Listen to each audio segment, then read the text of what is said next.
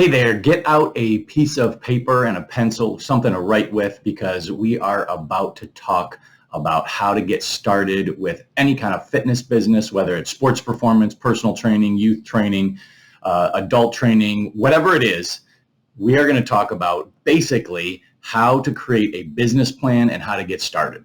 Now, I'm Jim Kielbaso. I get asked a lot of questions about this because I own my own sports performance business. I'm also the president of the International Youth Conditioning Association, the IYCA, and I consult with a lot of business owners, usually on sports performance and youth training businesses, to help them get started, because this is not an easy business, and a lot of people really just they don't know how to get started. They ask me all sorts of questions about it, and I figured that instead of just answering all the questions individually, let's lay out how to get started, and we're going to do that right now. Now, before we get started, I do want to let you know that this is not an easy business, and I see a lot of people fail.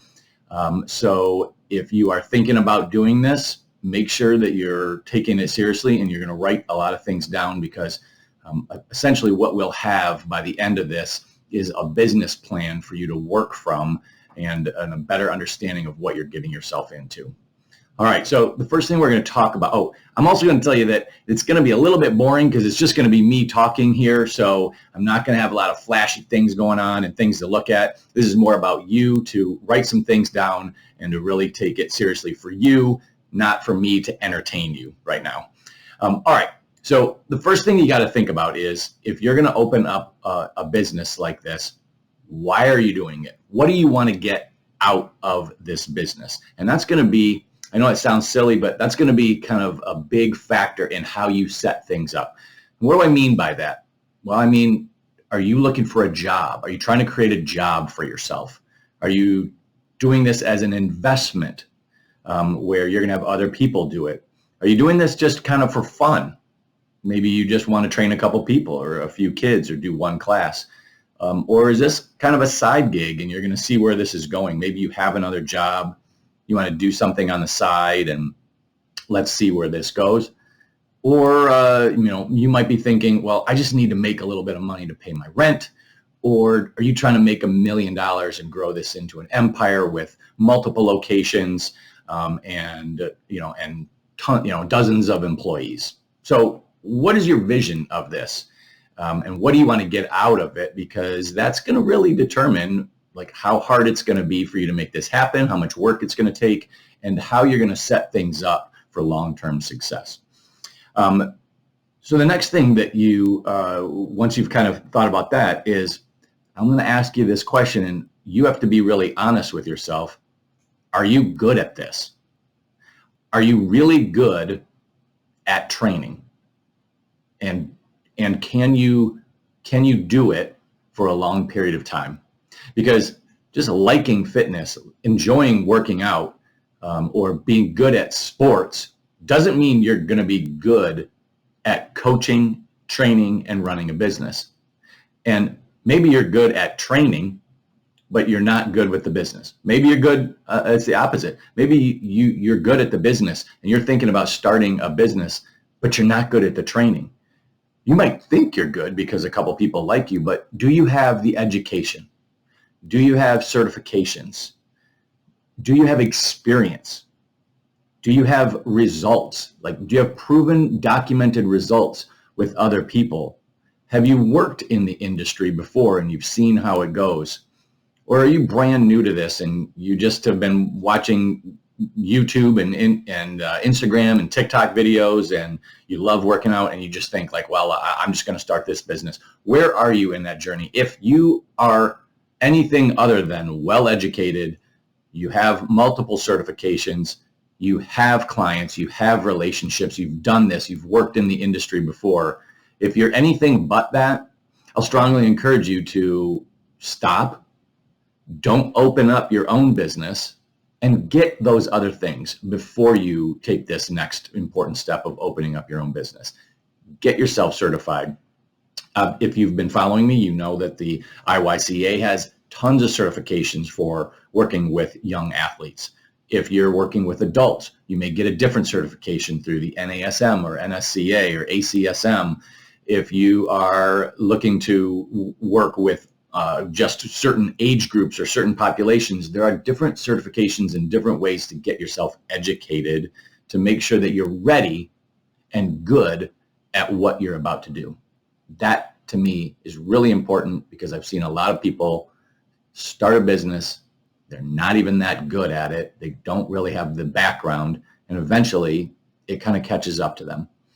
All right, so the next thing that you're going to have to ask yourself, I hope you're writing this stuff down, is do you want to just do this by yourself, or do you want to have employees and have other people do things? You might be, like I said, really good at the training, but you're not good at the business side. So maybe you want somebody that to balance you out. Might be the opposite. Maybe you want to have other employees so you can train more people because you think this is going to grow into something else. But maybe you don't want any of that and you just want it to be yourself. I have consulted with multiple sports performance business owners who have, when I've asked them this question, have said, I don't really want to have employees. I don't want to work with other people. I like it being just me. And then I've worked with other people who can't fathom running a business and just being out on an island with only themselves. They want other people involved. They want employees. They want to have contractors and other people they work with. So only you know that answer. You have to decide. And the answer to your first question of where you want this to go, that's going to also help you kind of narrow down, am I going to have employees or am I going to do this on my own? Really important questions to ask of yourself with the employees. I also get asked questions about employees versus contractors, 1099 type contractors. And there's kind of a difference there. If you're going to bring on employees, they're going to work for you and do things the way you want them to be done when you want them done. Contractors, on the other hand, technically they should be doing what you're having them do somewhere else. They should have their own website and their own business set up. You shouldn't really be telling them how to do things. You are offering them opportunities to complete work. They get to kind of decide how and when they do it. If you're assigning them tasks saying, you need to be here at this time and this is how you're going to do things, that's more of an employee. If you are asking people to take on a class, like do a class for me. Can you run a yoga class, twice a week for me? And you ask them when it's convenient and they maybe teach yoga somewhere else. That's a contractor. Maybe you hire an accountant or a marketing person to help you with social media or flyers. They are probably doing that somewhere else. Those are contractors. But if you hire a trainer to do things when you want them to do them, the way you want them done, that's probably an employee. All right.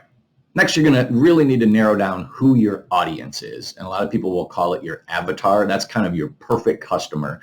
You don't have to know your perfect customer right now, but who do you think your audience is going to be? Is it going to be adults? Is it going to be young kids like 6 to 10 years old? Is it going to be middle school or high school athletes? Is it a certain kind of athletes? Do you only want to really work with baseball players or figure skaters, and you have a niche, narrowed down that you're the figure skating guy or girl, and that's what you want to do? Maybe you want to work with new moms who want to lose weight from pregnancy, or maybe you want to work with older men with diabetes. You have to kind of narrow things down. If you're super general, you're basically, if you're there for everyone, you're kind of there for no one. So you need to narrow things down so that people know who you are and what they can come to you for. You kind of have to like what you're doing. So you're going to need to like the audience that you are going to be working with. And you can then start to change. So if you say to yourself, well, I'm going to work with baseball players, but then a hockey player comes in, it doesn't mean you can't train the hockey player. Maybe more hockey players come in and you end up really enjoying that. And that's what you want to do. Or you're working with older people and some younger people come in. That's okay. But who do you want your audience to be? And do you have relationships in that group already? So if you want to train baseball players, have you already been training baseball players? Do you have a network of coaches and parents that you already have established, and you can be just right out of the gate, you have those clients ready for you? Or are you trying to do something you've never done before? If you're trying to do something you've never done before, again, I would stop and encourage you to develop your audience, develop those relationships before you do this. And the next thing you're going to need to think about is what kind of programs and services are you going to offer, and what's the format or the system? And what I mean by that is, are you going to do all one-on-one training? Are you going to do small group training? Are you going to do large group classes and anyone can come in? Are your sessions an hour long? Are they at a specific time? Can people schedule whenever they want? Or is it going to be a combination? Are you going to have hour and a half long classes, or hour long, or 30 minutes? Is it going to be strength training? Is it going to be agility training? Is it going to be all plyometrics and you concentrating on vertical jump training? What is it going to be like, and what do you want to offer? What are you good at, and what do you think that your audience wants and needs in order to get results and get better? That's completely up to you. I've seen businesses work that are all one-on-one. I've seen them work that are all class-based, and you have times where people need to show up. And then I've seen it work where people get to kind of pick and choose their times, and it's small group type training. They all will work. I have my preference on how I run my business, but you have to decide how you think it's going to work for what you're going to do. And what's the competition like in your area? Is there nobody doing this and you're going to be a pioneer in your area, or are there lots of people doing very similar things to what you're doing? And what's unique about you? What's your unique selling proposition, your USP, people will call it, that's making you different? Why is anybody going to want to train with you versus somebody else? Is there anything different about what you do? I would actually write that down. I hope you're writing a lot of these things down, but write down USP and then really think later on about what's different about what you are going to offer and what you do compared to what other people in your area are doing.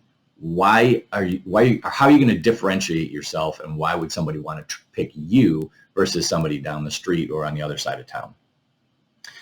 Next, you're going to need to know, do you need space for what you're going to do, and how much? There's a big difference between if you are running large group speed and agility classes versus one-on-one fitness for adults. If you're doing one-on-one fitness for adults, probably don't need a huge space. If you're going to do large group boot camp type classes, that's going to be different. If you're going to do speed and agility, you're probably going to need some more space to run around. If you're going to do youth classes and you need a lot of equipment, almost like gym class type equipment and gymnastics stuff, you're going to need a different kind of space. Do you want to take on a lease, or do you want to share space? If you're going to do things like I just said, like a kids class with kind of a gymnastics, all around athleticism feel for young kids, maybe, and you're just thinking you want to do this part-time, maybe you just propose an idea to a local gymnastics club or gymnastics facility, and maybe you run classes there. If you think that you're going to be selling like high ticket one-on-one adult training, you might need a real nice place with like a real nice locker room so they feel like they're getting a little bit pampered, and that's why they're paying a little bit extra for you. You may not want or be able to sign a lease. And if you're going to sign a lease and you're just getting started, there's probably going to be a personal guarantee that you're going to have to sign. Meaning if you sign a 5-year lease, it's not just under the business name. You are personally guaranteeing this. So if you can't pay the bills or if you go out of business, you're still paying that rent or that lease payment for the complete term of the contract. So you got to think about what you want to get yourself into. I've also seen people decide, well, I'm going to get investors, or I'm going to have a partner that's going to come in and they're going to sign the lease for me, and we're going to have a huge build out and spend all this money, but they end up selling so much of their business off to someone else that they don't really make any money.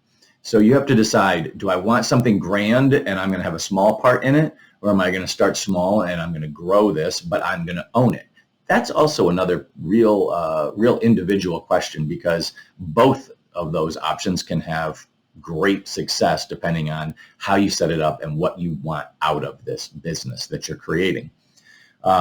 Your space on a lease, you're probably going to, if you're just starting off, you're probably not going to buy a building because that's going to cost a lot of money unless you have an investor. And if you're going to sign a lease, you're probably going to be looking at things like price per square foot. There'll probably be something on some of the lease contracts and terms called triple net, or sometimes it'll be listed as NNN. That's things like property taxes, snow removal, maintenance, things that the parking lot, things that the building you're going to share with maybe other people in the building, and you have to pay your portion of it. That's going to be tacked on to your monthly payments. So make sure that you understand that when you're going into the lease. The price per square foot, I get this question also. That price per square foot is almost always listed as your yearly or your annual square foot price. So if it says $10 a square foot, that's $10 a square foot per year, and then you're going to divide that by that total number by 12 for your monthly payment. Sometimes it'll be listed as, well, I need $1,000 a month. That's your rent. It might be like that. Just make sure you know when you're going into these things, what it's going to be on a lease. And speaking of lease, you're also going to need some equipment probably. And what kind of equipment do you need? And do you really need everything that you want? So you may want something that's really, really expensive, but maybe you don't need it right off the bat. Or maybe you do need something that's really expensive and you don't have the money, and now you're going to need to go to the bank and get a small business loan, in which case you're going to need to have a business plan. Even if you just ask somebody, an investor, you're going to need a business plan. And that's what we're doing right now. If you write all these things out, you basically are creating a business plan. You're telling the bank or the investor who you're looking for, what you're going to do, what your plan is, how much space you need, employees, non-employees. You're creating a business plan right now, but you're going to need that if you need to get a loan, because the bank or investor wants to know, do you really have a plan, and how much money are you going to make? You're going to need to make some income projections as well if you're trying to get a loan. So then the next thing you're going to do is you're going to decide what kind of business structure your business is going to be. You might just be a sole proprietor. It's just you. You can open up the doors really quickly and just have people make checks out to you. And you can swipe cards through PayPal or Square, and it's just you. There's really no protection for you at that point from a business perspective, but you can run a business as a sole proprietorship. Maybe a better idea is to set yourself up as an LLC. That's a limited liability corporation, where now you get the protections of a business. So, for example, if somebody wants to sue you, they'd be suing the business if you were acting on behalf of your business rather than trying to go after your personal assets. Just a little level of protection. It also kind of sets you up as a more substantial business, and oftentimes banks and creditors will look at you a little bit more seriously if you're an established LLC. That'll also allow you to get a bank account opened. Once you decide which kind of business you're forming, then you'll be able to take your business documents to a bank to open up your bank account. The other business formation that you may want to create could be an S Corp, which is a corporation. Now you can have shares, and so there could be other people. You could have a partnership, which is you and someone else. Or you may want to be opening up a nonprofit, a 503c(b), I believe it's called, a nonprofit organization, where you're going to have a board and you're going to need to create a mission statement, values, have meetings. You won't have complete ownership of it, although you can be an employee and make money. So that's also a great way to do things if that's what you're looking to do. I strongly encourage you to use an accountant or possibly an attorney. Probably your accountant will be able to help you set all this up for you for pretty minimal fee, just a little work on your part to get the details. I strongly encourage you to have an accountant or a bookkeeper, and maybe it's you at the beginning, but maybe it's a family member that's keeping your books. But eventually, you may really want to hire a bookkeeper and an accountant so that they can keep track of all of your numbers and have your taxes done so that everything is in line for you and you don't have to worry about that. If you're going to start growing, you're really going to want that because your accountant will help you make some decisions, some important decisions, keep track of your books so you know where you are and deliver some metrics for you so you kind of have a better understanding of your business. You're going to want to know how you're going to process payments. So you're going to need to establish yourself as a business if you plan on taking credit cards, and then you're going to need to get a credit card processing a terminal so you can swipe cards and have that money go to the bank. It's not that hard. You may know somebody that does that. You could also go online and type in credit card processing and decide how you're gonna do that. Like I said, PayPal and Square, and I think there's something called Stripe. There's lots of different ways to do this, and they all have different fees. You're just going to want to go in and decide which is the best option and easiest option for you. Then I also get a lot of questions on kind of detailed things like, how do I get insurance, or should I have waivers? Well, you probably should have waivers, even though they're not, in many states, they don't really hold much water, especially if you've done something wrong. But it's a good idea, and most attorneys will say, yeah, you're better off having a waiver than not having one at all. And you're going to definitely want some insurance. You're going to want some business insurance and probably some liability insurance. And people often ask and think that's really difficult to get. Just go talk to a local insurance agent, tell them what you're looking for, and they'll be able to help you. There are several companies that do this. There's K&K, there's Philadelphia, the NSCA, and I think maybe some other organizations will offer different kinds of personal trainer type of liability insurance, but not necessarily business insurance for your actual business and the equipment. In case there's an accident or fire or something like that, you want to insure the belongings that you have in there as well. So I would talk to a local insurance agent, tell them what you're doing. They'll give you some pricing, and then you can decide what you want to do. And finally, I would get some legal help. You don't need to pay attorneys like tons of money to do things that are unnecessary, but I would encourage you to have somebody on kind of like on standby in case you have legal questions. Things like looking over your lease agreement if you're going to do that. If you have an employee issue, or if there's something that you don't understand about, how you're setting things up, an attorney might really come in handy sometimes. So you want to at least establish a relationship with an attorney so that you can get some help drawing up contracts or looking over contracts as you get into this. All right, we just covered a ton. Pretty long video. You can obviously go back and watch it again, but I hope that you took some notes. You're writing some things down, and now you've got your own homework to do because you're going to need to start answering all these questions. Like I said, I help a lot of people with this, so you could certainly reach out to me if you are interested in getting more individualized help. But that's not really what this video is about. This video is more about you starting to think through what you're going to do, and hopefully you understand that it's really not that easy, but it's also not that complicated. People can do this. You just have to decide how you're going to do it, what you want out of it, and the structure. All right, I will come back soon with some more information, but hopefully this helps you get started in your journey to opening some sort of a sports performance, youth training, personal training business, and we'll see you soon.